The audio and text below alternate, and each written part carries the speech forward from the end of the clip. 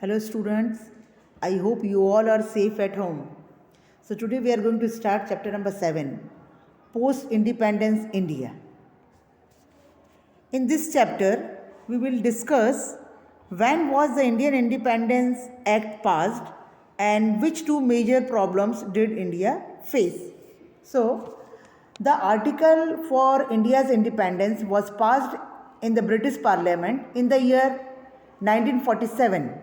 According to the article, India and Pakistan got its existence. There were two major problems before the country.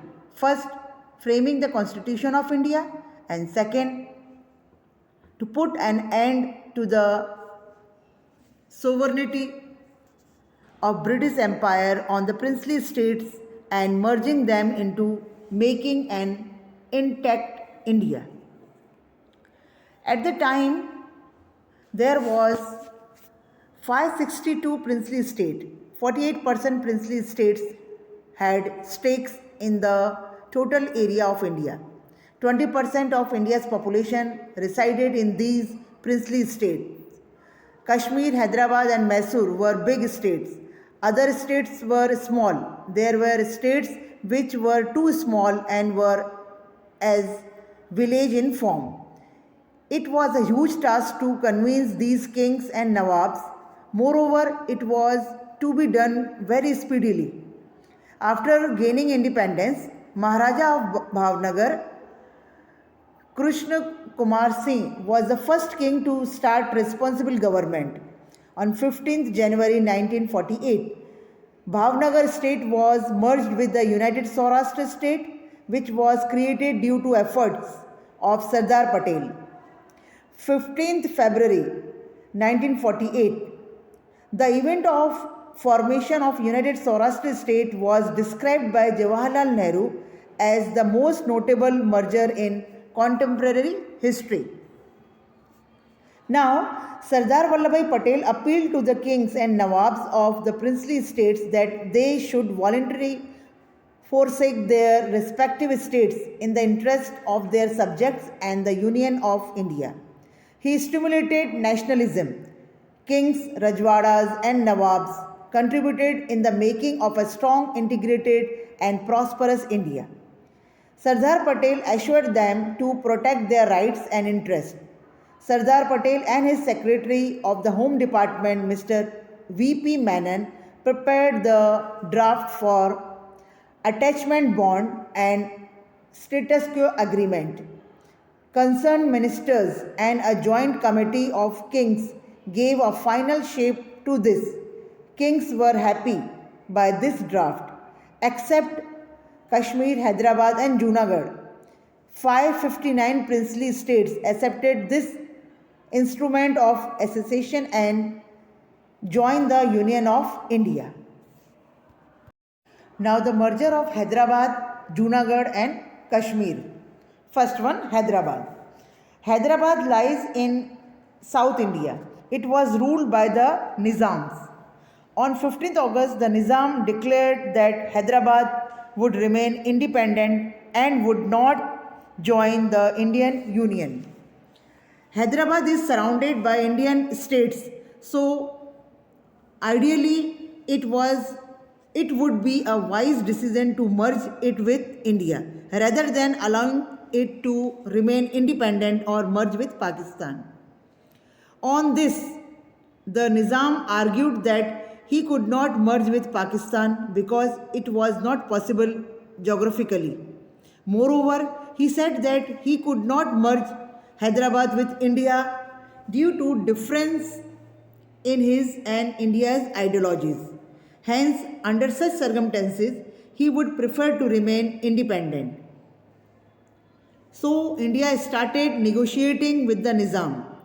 Sardar Patel bluntly said to the negotiator of the Nizam that people of Hyderabad eagerly want to join with the Union of India. Nizam's officers started committing cruelty on people of Hyderabad.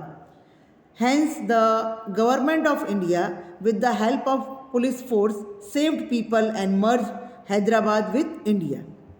Kanhaiyalal Munshi played a very important role in this entire episode. Now, student, you can underline this sentence. It can come in one mark question. Ultimately, Hyderabad was merged with the Union of India by using police force on 18th September 1948. Underline this sentence. It can be asked in blanks. Sardar Patel assured the Nizam that his interest will be protected under India. Later, during the reformation of the states, the state of Hyderabad was included in Andhra Pradesh. Now, Junagadh. During the time of independence, the Nawab of Junagadh was interested in joining Pakistan.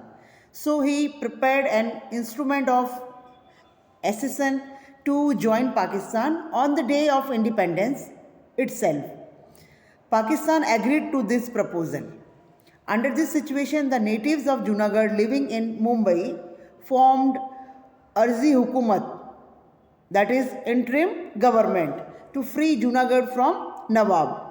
During this time, the Sheikh of Mangrol and Manavdar declared their wish to join the Union of India.